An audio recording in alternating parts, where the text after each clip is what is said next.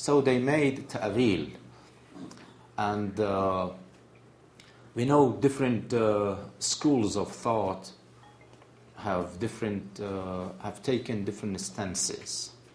And philosophers, of course, and the whole theologians, the Imami theologians and Mu'tazilite theologians, of course, on the basis of the rationalistic and the reasonable considerations and arguments, they negated these qualities. It means human qualities, and they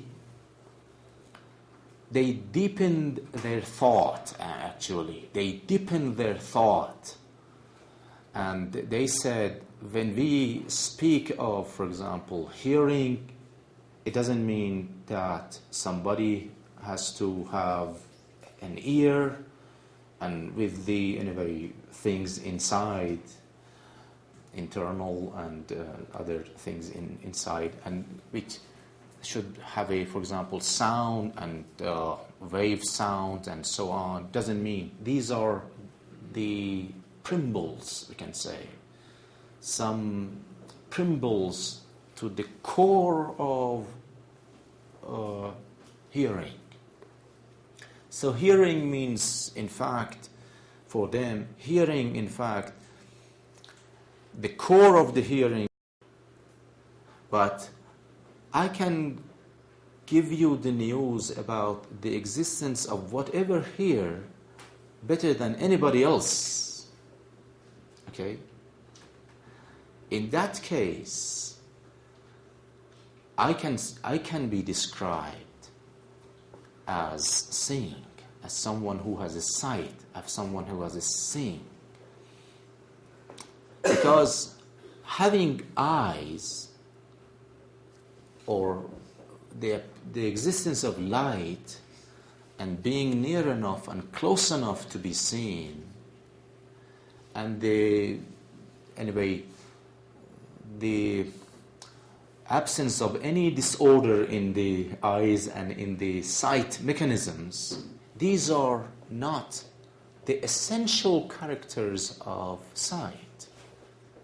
These are all preambles, preparatory grounds for the phenomenon, for the event of sight that take place.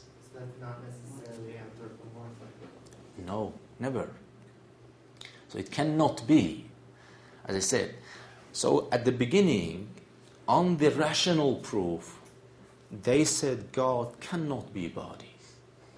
Because body, as we understand, is a component. So components is something in need of its parts. Body is something finite.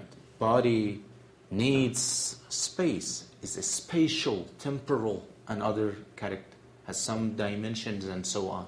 So on these rational arguments, they made ta'wil, they made hermeneutical, we can say, the interpretations of these anthropomorphic ayats.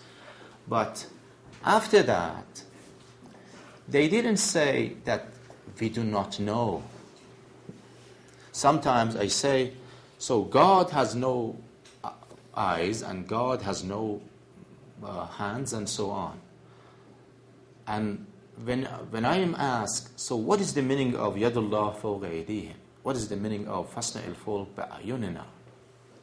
It's addressing the Noah, the make, the ark in before our eyes. It means in our presence. Sometimes they say, I do not understand. Sometimes they say, no, I understand. Understand, what is the understand? My understanding. So, in this way, I should actually, again, the previous points, because I have sight, I know what does sight mean. Sight doesn't mean that I have eyes but I am daydreaming and I cannot see, for example, my papers and so on here. If I am daydreaming, I am not seeing. I didn't see.